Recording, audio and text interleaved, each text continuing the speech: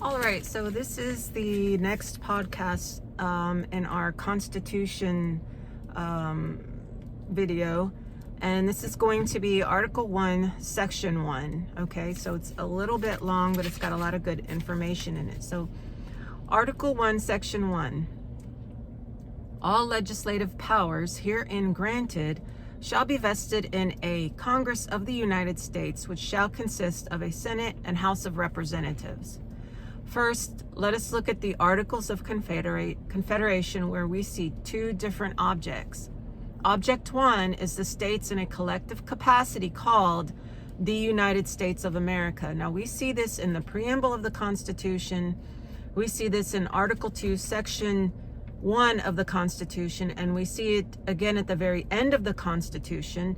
So the preamble says, basically, the people of the military, the United States, works for the United States of America, the states in their collective capacity, all as one, not individual states, because then you have a military that will do certain things for certain states based on what the states do for them. So you have like a favoritism issue. So the states come together all together, and the military works for them collectively.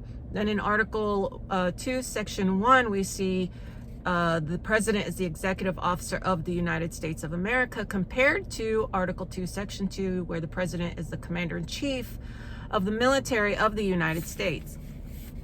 And then at the very end of the Constitution, after Article 7, we see that the independence belongs to the United States of America. So the United States, and nowhere that I've seen is it written that the United States has independence. It's the United States of America. So the states altogether have independence. The United States does not. So Object 2 in the Articles of Confederation, the United States of America are the states that created the United States. So first we have Object 1, the states in their collective capacity called the United States of America, and Object 2, the United States, which is a creation of the states. Okay, so there are two authorities inside this document. Okay, so one is the United States of America in Congress assembled, and the other is the United States in Congress assembled. So Authority 1, delegates of the United States of America in Congress assembled, and Authority 2, the United States in Congress assembled. Okay, so these two things cannot have contradictory power over the same people at the same time. It's either one or the other. Okay, the Articles of Confederation are the Constitution, or is the Constitution of the United States of America, and they created an institution that does things for it, but it does those things on the lands that the states give to it, which are for military posts. The Constitution of the United States is the list of powers that the institution, the United States, is authorized to make laws for. The types of laws they can make are related to the running of those lands and are listed in Article 1, Section 8. We're not here speaking of Article 1, Section 8 in this video, but we're speaking of what the United States in Congress assembled can do. Any power has to have authority, actual authority, just like when the militia is called into actual service. There has to be actual authority over those lands. Since the lands belong to the states and the states ratified the federal Constitution, the states agreed to give some lands to the federal government for military purposes. And over those lands, the federal Congress, the United States in Congress assembled, has the right to make lawmaking power or they have legislative authority over those lands. The military has jurisdiction over the military lands, right? Makes sense. Powers not arbitrary cannot come about in an arbitrary fashion. Arbitrary power is anti-republic. Anything the federal government does that is anti-republic is against the Constitution. Anything against the Constitution is done without proper power. Anything done without proper power lacks authority. Anything that lacks authority is void. All power has to come about in a legitimate way. No power can come about in any way other than legitimately. The power of the Constitution is within the United States in Congress assembled. The United States is not the United States of America, but is within the United States of America, and each military post is within a particular state, some states having many military posts. Each state did ratify the federal Constitution. However, the reason for ratification was not to eliminate the Articles of Confederation, but to have a government over those military places, beyond the power of the state. Each military post is mostly beyond the power of the state. Each military post, military things are outside the power of the state. No state can interfere with military works, also called federal works. The United States' powers to legislate extends only to the federal military lands in each state. Today we have a United States of America in Congress assembled that is using the power of the military constitution, military power, to run over the people of the states.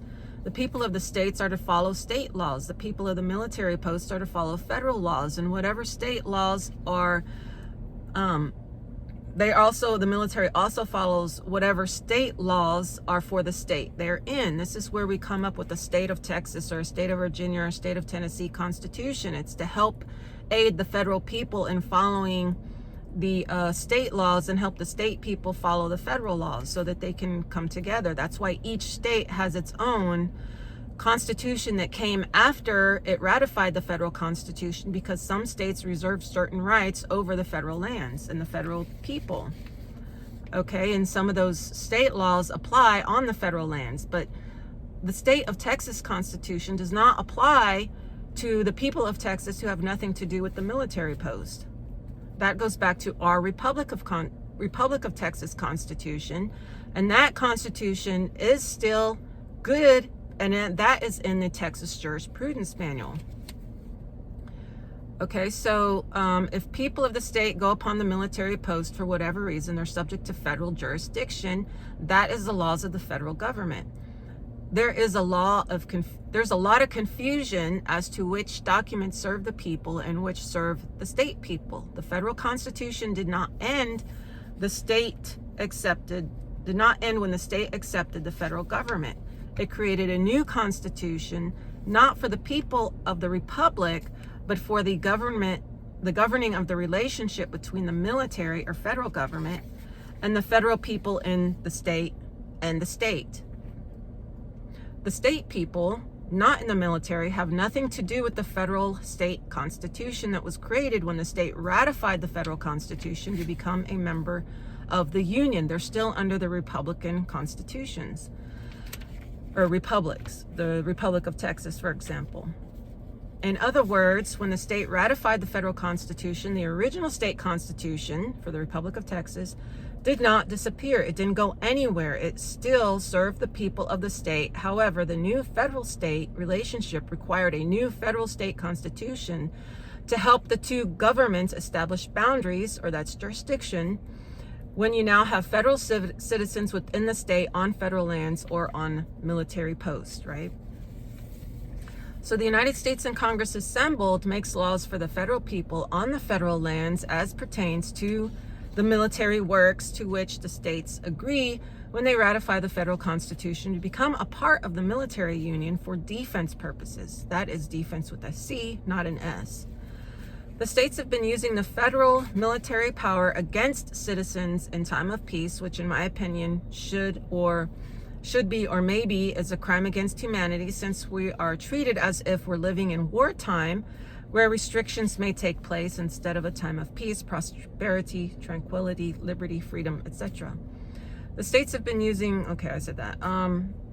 there are in fact papers which use two different enacting clauses. An enacting clause is a statement of authority. Each person who tries to assert some authority over another person must have the authority or state the authority. Without a statement of authority, it can be safely assumed that the person has none. With an improper statement of authority, a person can be assumed to be pretending to have an authority to which they do not have, and they have none, and so everything they do is void.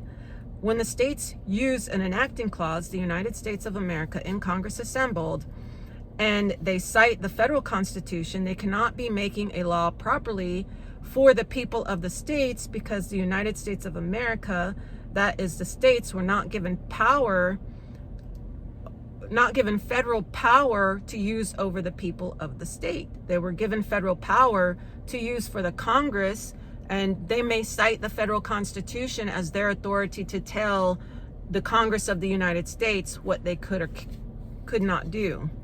Okay, the states use sometimes the federal Constitution to gain war power or constitutional power or military power over the people of the states, which is us. For example, we pay state taxes, and then the states get together and call it a federal tax and tax us again, which is really double taxation.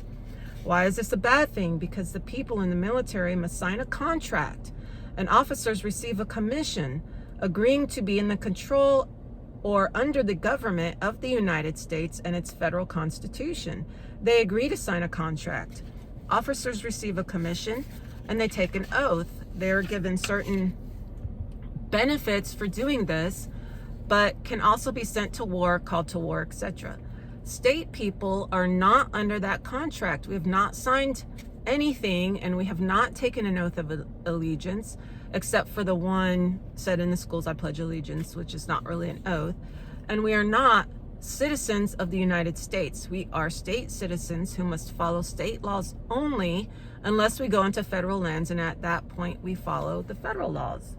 So in summary, Article 1, Section 1 of the Federal Constitution is so the United States Congress, in Congress assembled, can pass legislation for the seat of government and military posts to which no state can interfere for the purposes of federal, which is military works, for the enlisted, also called troops, the non-commissioned and commissioned officers, and the military when called into actual, or the militia when called into actual service, and any civilians working for the military, so that they may know that the laws to follow on the federal lands, and so each military post may know which state laws via the federally accepted state constitution they must follow for the military post in the states.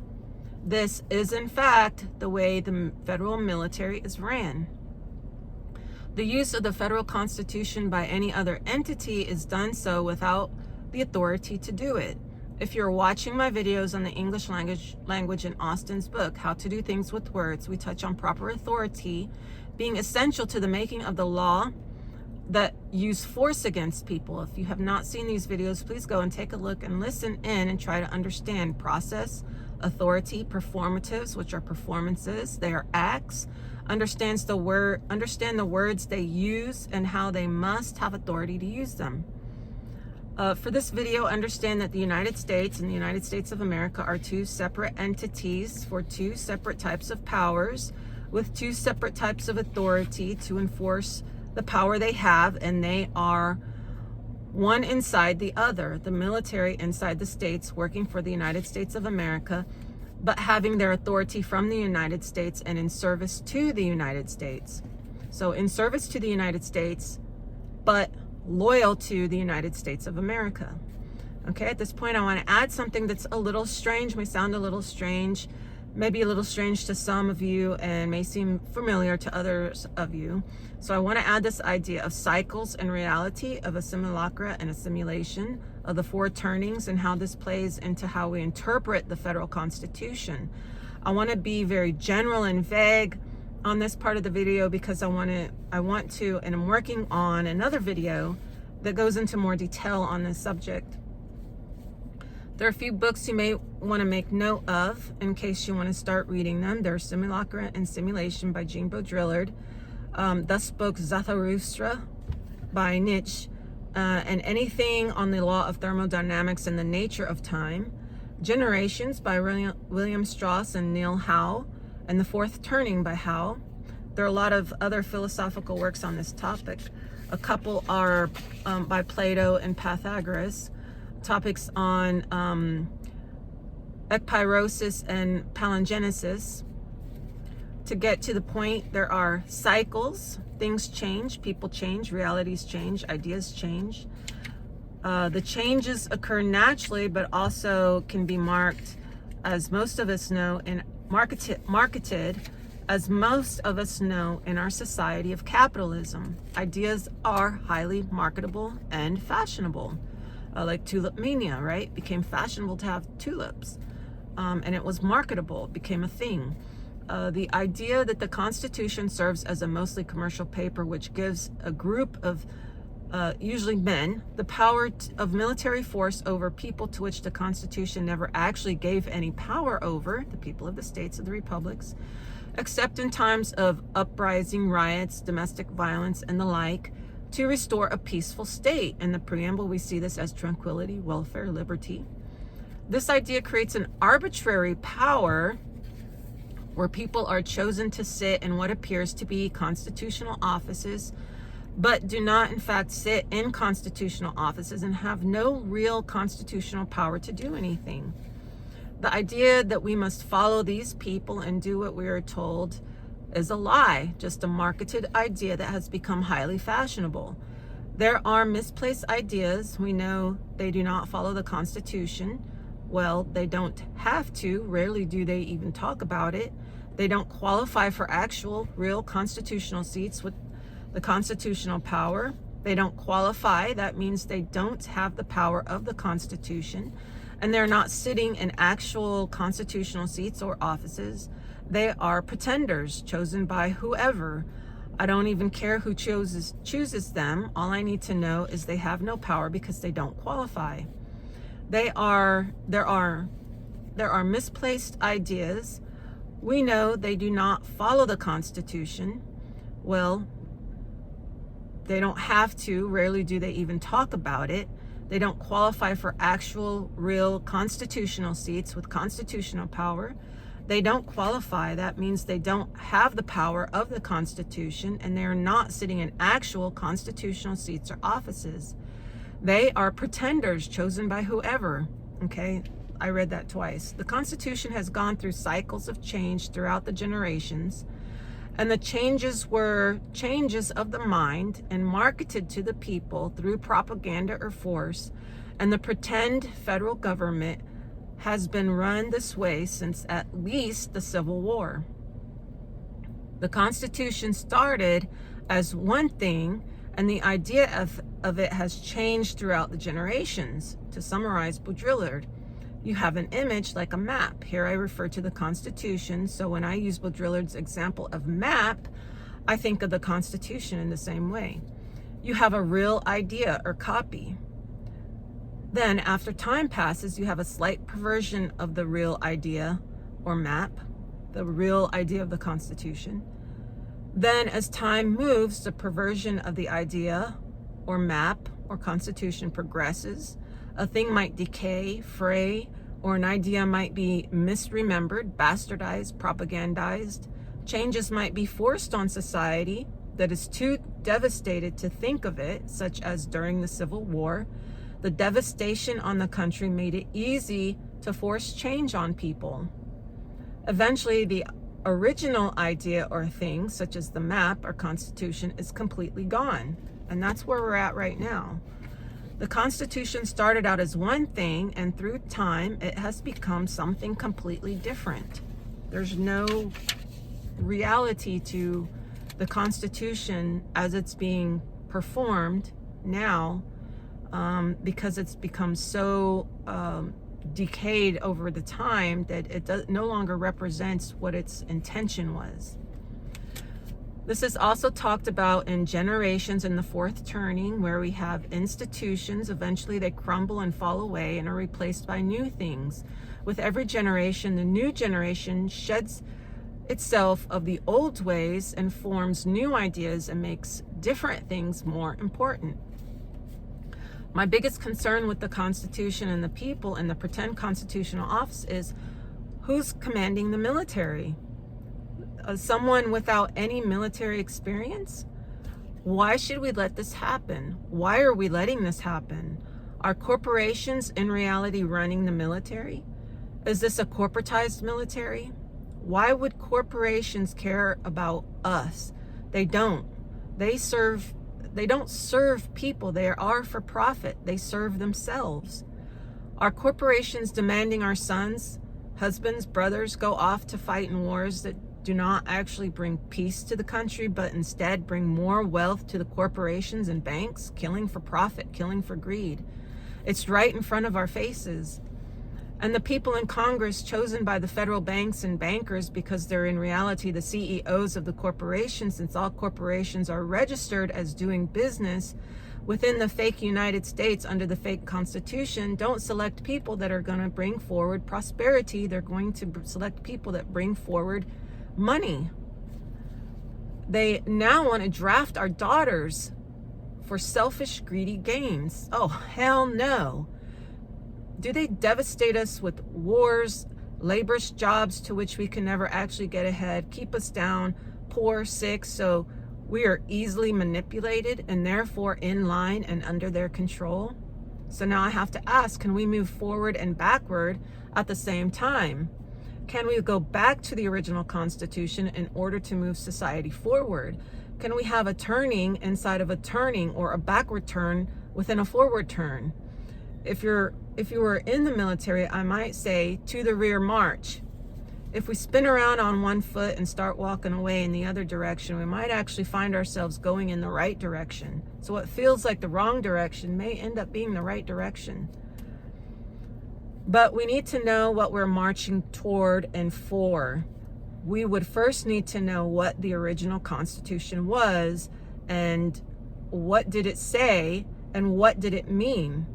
That's what I talk about in my videos. So these are some things for you to think about this last about page and a half of stuff. So with that, like, share, subscribe. I'll have another video coming out soon on the Constitution. I'm not going to go over every single article or clause. I'm going to go over just sort of some important things to help bring the Constitution into the proper perspective. And once you have that proper perspective, you can go through and read it yourself. It's not that long.